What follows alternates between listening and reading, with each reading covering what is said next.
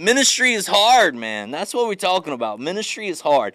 I do these podcasts. Somebody was like, "Man, you're so bumming on ministry and talking junk about it." I'm like, no. I want people to understand that, like, we're in the trenches. We get it. It's difficult. It's challenging. But I hope I always say at the end of each podcast or end of each conversation that it's totally worth it. Just because something's hard doesn't mean it's not worth it. It's totally worth it. Right. So ministry's hard. Yeah. Irvin, Johnny, hanging out with me today. Ministry's hard. Blessed to be here. It is hard.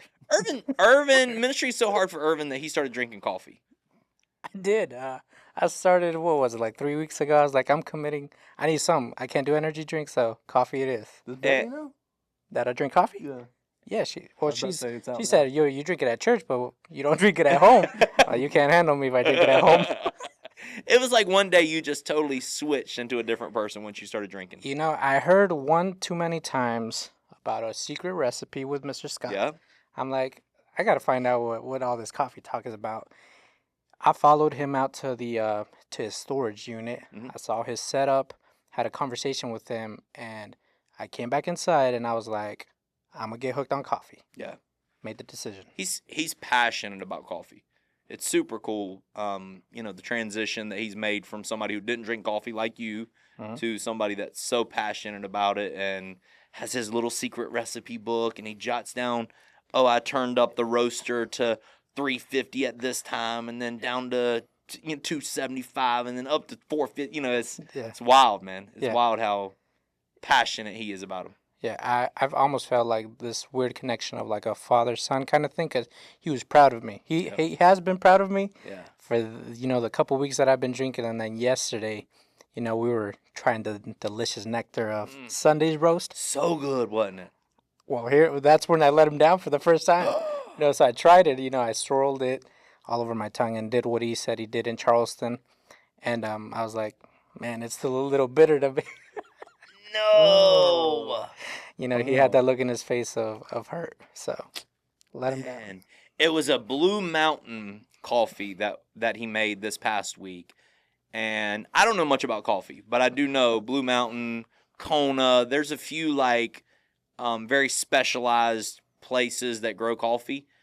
Kona Coffee, Blue Mountain. I forgot the other one. There's another one that's really popular.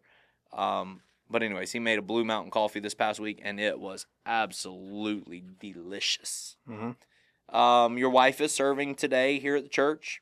She is. She serves every Sunday faithfully. She is a servant. Johnny, your wife's on staff here, kids ministry, serving in church since y'all been married. My wife is servant. Serve. It's what they do. It's tough in ministry. Being married in ministry, being married to someone who is as committed as you are, and finding the balance of, there's times where I have to say, okay, honey, we have to leave, and times where I'm like, you have to leave and I have to go, or I have to stay, and times where, I have to leave, she has to stay. I mean, it's wild how difficult ministry together can be inside of a marriage. I'll let you start because you're in a goofy mood right now. Okay, so I'll let you start. We'll see how good you're going to be. We'll see how good you're going to be. Not good. In speaking to certain concepts, and then it just may be me and Irvin having conversations around you I'll just be today. here as moral support. But let's start with you. You and Christy obviously have been serving the Lord. Always wanted to be on staff together at a church. Here you are, fulfilling dreams. Let's talk about how difficult it is to serve together on staff. Yeah, I think we're in a different place right now because we don't really interact with each other as far as our ministries go. Two different, completely different departments, completely different areas. So we don't have moments where our opinions are different as far as making decisions go. And so that helps. I like purple, she likes blue. And then I override or she overrides a decision, and then it goes. Do you think you could ever be her, we call it oversight around here, her boss? Do you think you could ever be her boss, or she could ever be yours? We've tried that at one point. We had that for a moment there, and it was tough for y'all. I think we could, in a sense, because and when we first started ministry together, I was the youth pastor, and then she was my Assistant support there, and so there would be decisions I would make, and she would run with them, and if she didn't like them, it was still my decision. I mean, if she had something she wanted to input in, we would work together doing that. And you've grown a lot because in those days you would just throw her all of the stuff and say, do it, and you would sit in your office and act like you king. And then on the flip side, I don't know if I've never had her really as my oversight before. So that would be an interesting concept. That'd be wild. That would be tough for her, probably more than me. So I don't know, but we were able to figure it out. I think we were spoiled when Christy first came on staff because every day we're riding together, and on the way home we're riding together, talking about things that happened that day or whatever. And then when JD3 came, also I took on some different responsibilities. Now where I'm the campus pastor at Aynor, like this week specifically, we haven't rode together, home, one time. Yeah. And it's because, different events or things that happen. So there's a shift there where you're having to, the seasons change all the time for us. You find it difficult to serve with Betty somewhere? I call her Betty and Beatrice, so depending on, he's not married to two different people. That's just just two different names to me. So, you find it difficult serving with Beatrice? No. In a way, yes. Just because she has expectations of me as a person, as a staff member of the church that we belong to. So I made this thing where I told her at the beginning, I work off accountability. I need somebody to keep me accountable. Okay. And I said, at home, like I have people that I have my oversights at work, in the office, but you're gonna be my accountability piece as well. And it's a little tough when she's like, hey, did you do this? Did you do that? And I'm like, oh, yikes. I did it. So I almost like I don't get off in a way when I go home, because I still have my accountability piece. Good. Back at home. Yeah, me and Maddie, I will say we don't serve well together when both of us are in charge. If neither one of us are in charge, we totally serve well together. And there's never a time where, unfortunately for her, anytime I walk into the room, it feels like I am in charge or can be in charge at any moment. So if I say something, it almost feels like, oh, he's in charge. So even if she's in charge, it feels like both of us are in charge. But yet for her, even if I'm in charge, it feels like both of us are in charge. Uh-huh. So we can serve somebody else's, if Christy's having VBS or whatever, Easter Jam. We can serve at Easter Jam, never blink an eye, serve well together. But because somebody else is telling us what to do. But at any point where it's like both of us are leading, it's very challenging because I'll say, hey, Irvin, would you run grab that, that microphone over there? And she'll say, hey, Irvin, will you run grab, the car keys? And you'll say, yeah, I got to run grab the microphone first. And then there's that awkward tension of, oh, no, who do I listen to? Because I respect you both and honor you both. And, so that is definitely a challenge with Maddie and I. Yeah. Right now, she's gone into a season where just her point of view of leadership here at church, from you as our lead pastor down to everybody on staff, I want to say I kind of stepped into an oversight relationship because she's older than me. Yeah. I don't want to, she's gonna see this and be like, why you say that? But she has that tendency to lead because of the way she was raised up. For sure. But stepping into church, like when we walk in through the doors, she understands that not necessarily that she comes second place, like to a request that or a job that I have to do here, but she's like, hey, you need to get that done, and then we'll figure out what we need to do. It's awesome. So she's a big supporter of mine. How much older is Betty than you? 3 years. 3 years. 3 years. How much older is Christy than you? About 20. No, it's 4.5 years. 5 years. Yep. Dang. So she was in college and you was still in middle school. Yeah. I was like, hey, Miss Christie, how you doing? Saying, She's gonna hate us that we're having these conversations. I don't know. We'll see if she watches it or not. We'll find out. So Yeah. you don't say nothing to her. Let's see if she watches it. We'll see if she watches it. Or say, I don't know. We'll figure out a way to Test her. Yeah. good I for am a year and a half older than Maddie, so yeah. We're not. How did y'all get older women? Like y'all were that mature that y'all just went after older women? This is the secret sauce. Caleb's got an older woman too. Caleb, how much older is Reagan than you? 2 years older. It's probably we probably needed. You needed a mother figure to straighten you out. We needed an older lady in our lives. Honestly, I mean, you've heard my story with her. Betty was literally my first girlfriend, my first relationship, everything. I was sitting at a drum set at the on the altar when I saw her walk in through the door through the back of the church, and from the moment I saw her, I was like, Lord, that's the one I want. Girl. I never met her, never seen her in my life, but I was like, that's mine. I had that moment with Maddie too. No idea. It's like, Lord, you got to save her and redeem her because I need to marry that girl. Whoa. Yeah.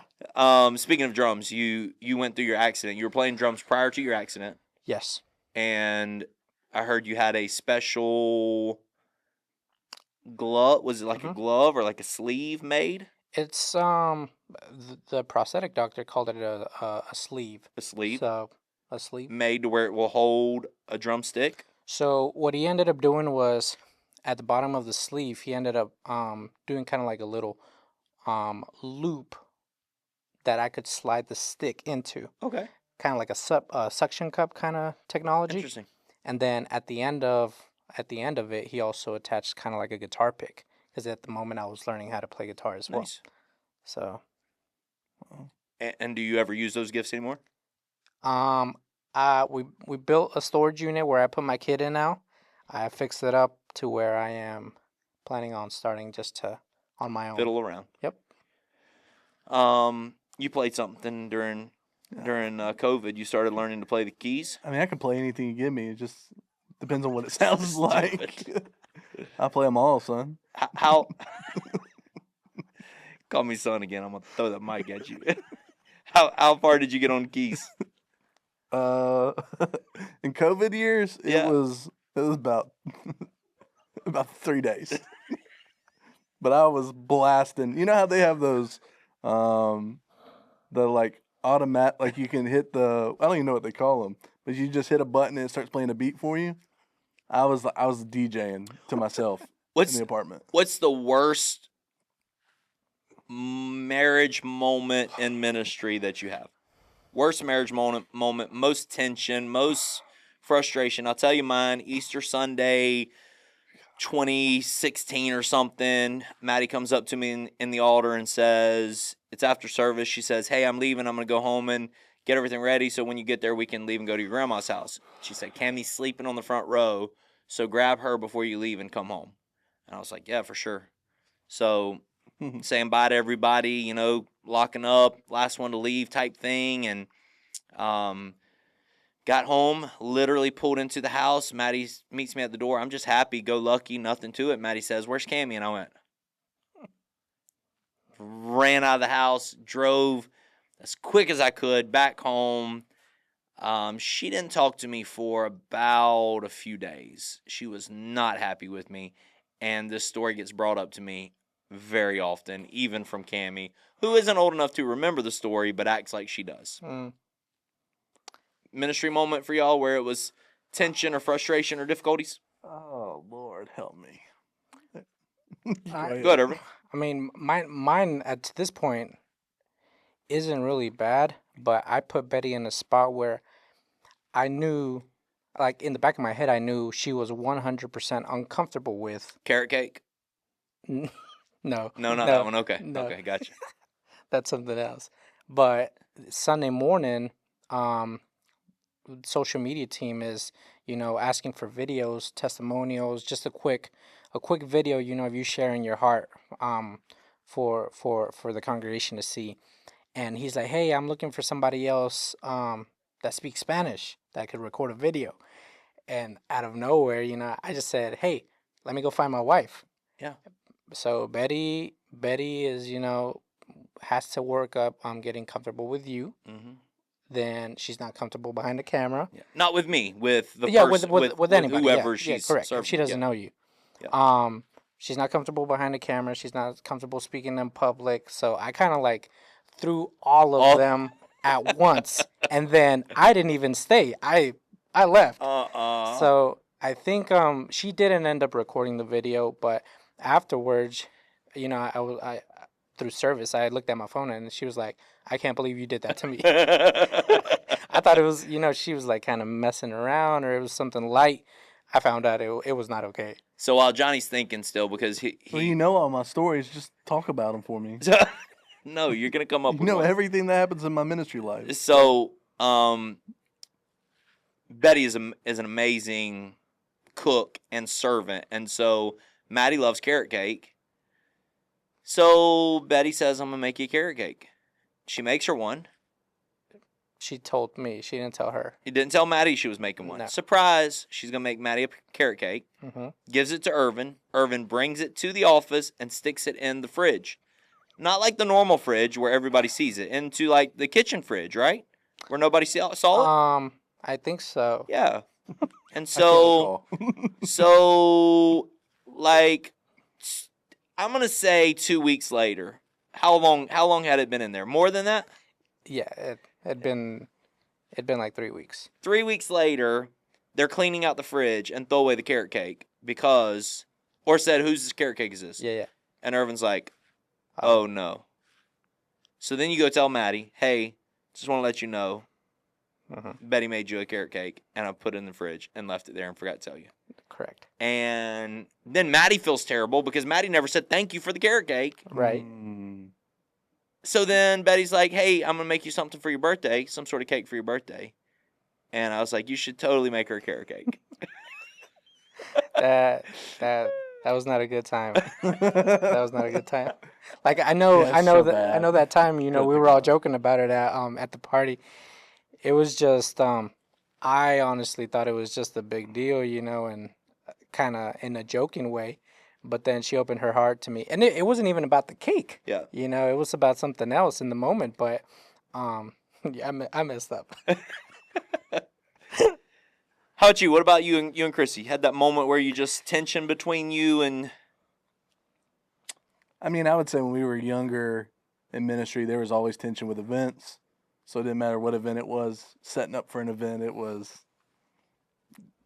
was always tension there. I think one here that we always talk about is the assistant kids pastor. For sure. Yeah, that was it. Tell them. Tell them a story. This is how I'll tell it. You'll probably tell me I'm wrong. And how I will definitely tell a different version. Yeah. I will say I had a lot going on in ministry at the time. A lot of stress in my life. But I was also at the same time, somehow in my role, I think, I worked into helping Christy with certain things for Kids Point because she wasn't full-time on staff yet. So while I was doing my role, there would be certain things that Christy would need done in the office.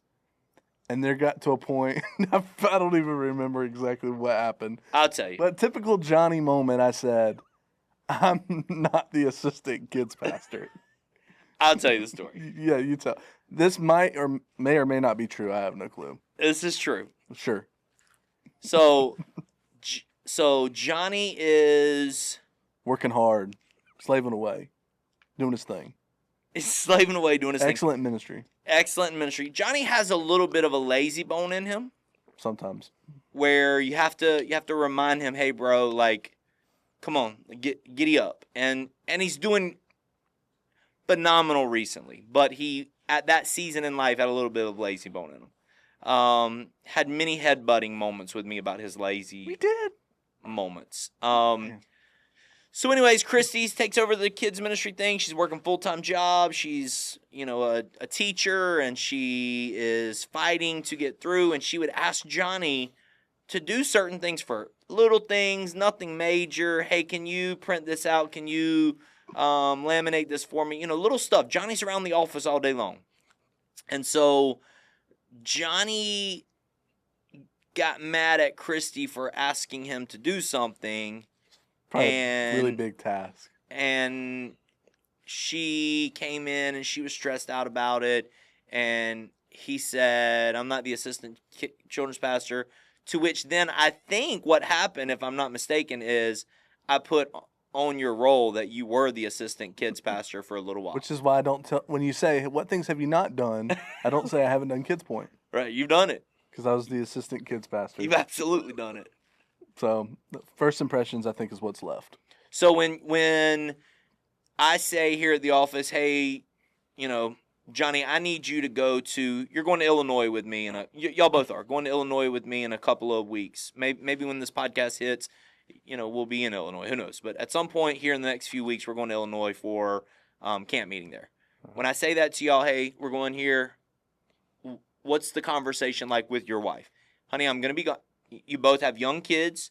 Eli's 4, 5? He's 6 now. 6 now. 6, and JD3's 2? About to be 2.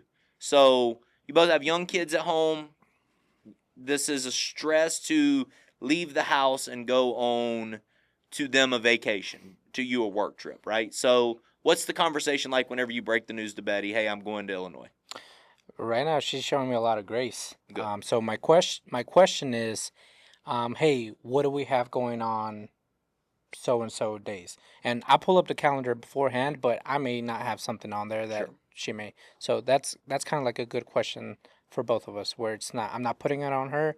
I'm not sounding aggressive, or like, hey, this is what's going to happen. So if you have something, you say, okay, hey, pastor's asked me to do this. How do we work around that? Do I need to tell them no? What is it that I need to do? And y'all just work through it depending on what's on the calendar? Based on the calendar, yes. And then the other thing is, it just depends on what it is. Like, for example, Rise Conference. Mm-hmm. We had already planned to be at Disney for my birthday. She's like, we should go to Disney for your 30th birthday. Yeah. It was in that same week. And I said, hey, there's this conference going on. If we have to go, what do you think? She's like, we'll swap we'll switch the trip, whatever it is, you have to go. So it's awesome. I'm in a good spot right now. It's awesome. You just had a moment recently, like in with Rise. You just had a moment recently where she had something planned, you had something planned. How do you have that conversation with her? Well, first I think she knows my assignment, my role. She knows how it's good for me to go to those things and to be a part. We've learned what happens when I say, you know what, I'm not going to be able to go to this thing or whatever, and how it, it's not healthy in the long run for me. Yeah. It's good for me to be at those things.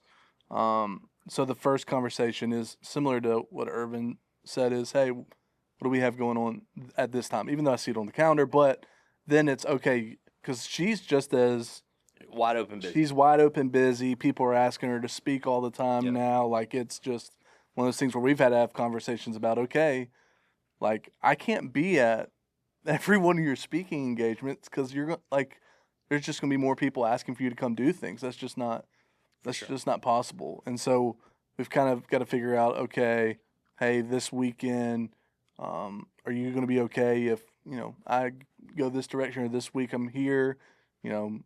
She has really cool parents, so, there's times where her and JD3 can go up to Clemson, hang out with them, or they come down, or, we have, family here at the church that will hang out with her and help with rounding up a toddler, running around, playing the drums. So, but there's definitely stress of, if we don't see each other for a whole week, somebody's got to handle, John DeHaven at 2 years old, and that's not easy, having to deal with the those cute little tantrums he has and all that stuff. So it's that sweet baby. I know tantrums. Yeah, I know. Not for you. For the ones. JD3, you're gonna watch this back when you're like 9 and 10 years old, and you be like, I had that dude fooled, didn't I? Yeah, for sure.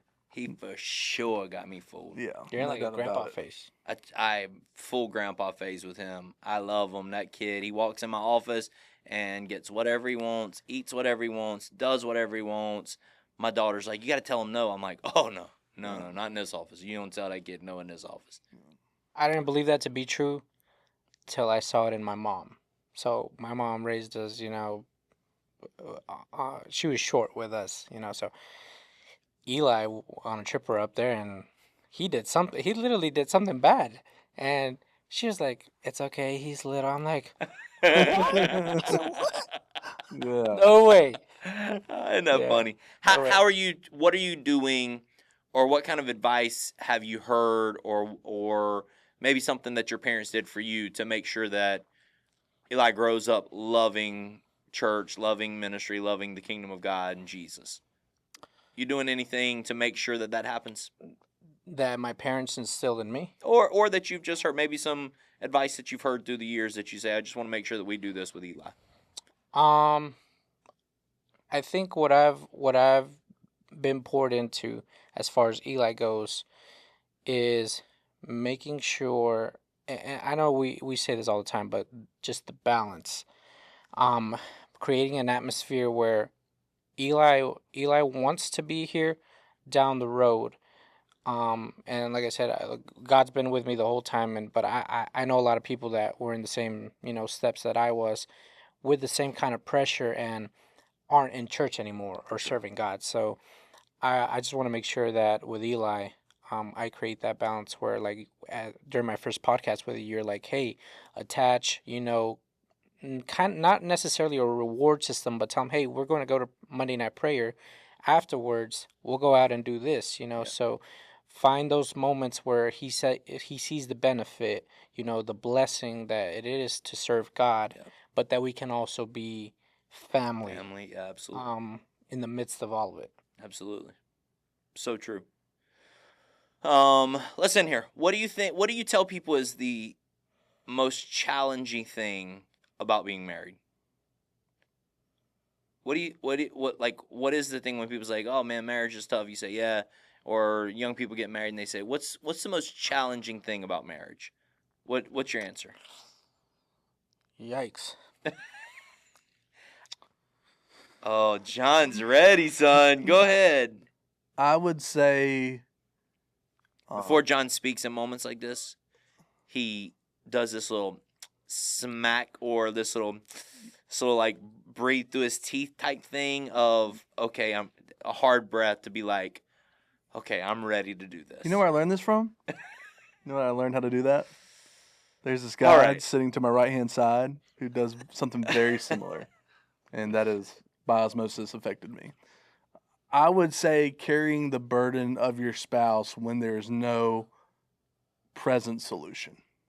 Oof, that's good. Whether it's spiritual, whether Wise it's man. a physical ailment, Mental, emotional, anxiety battle, whatever it is, not being able to fix that, but having to carry the burden for them and not act like it's affecting you. So good. Yeah. What about you?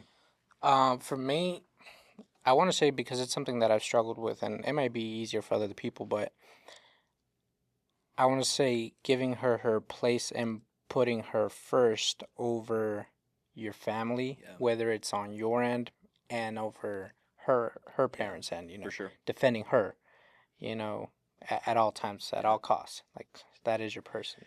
Yeah, mine would be, I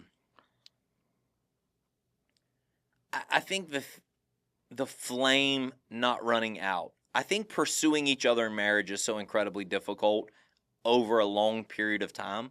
Pursuing each other to garner their love or to be romantic at the start, to make them fall in love with you, or to get them to say yes to your proposal is one thing, but to constantly pursue them, to fight for wanting that relationship to be healthy day in and day out, is something that's, to me, is so incredibly difficult, and not difficult for me, but difficult for people to grasp how valuable pursuing each other is. And then why do people stop pursuing? Why do people throw in the towel? Why do people stop being romantic? Why do people stop, being passionate towards each other? And how to press through those seasons to constantly pursue each other in every season, in every difficult time, in every difficult season, to press through and constantly pursue each other Figuring out a way to do that, and going back to when you were married, when you were dating, trying to get married, what were the things you did for your spouse, your girlfriend then, your fiance then, that made them want to be with you forever? Go back and do those things again. Love them, chase them, say nice words to them, put flowers on their car, write notes to them, or whatever you used to do to win their affection. Do those things again. Continuously pursue them. That'd be my advice. It's good. So it's hard to do with ministry, though. Ministry's hard. Duro. Totally worth it, though. Totally worth it. Wouldn't do anything else. It's Right. amazing. Right? I mean, you guys have been longer in it, but yeah, living, at a secular job and then doing this, it's like, it's life-changing. Life-giving in it. Life-changing, being able to, receive everything that you do and then being able to reach out to all the other people. Agree. Amazing. Agree. All right. Thanks for hanging out with me. No doubt. Love y'all. Love you too. Let's go. Peace.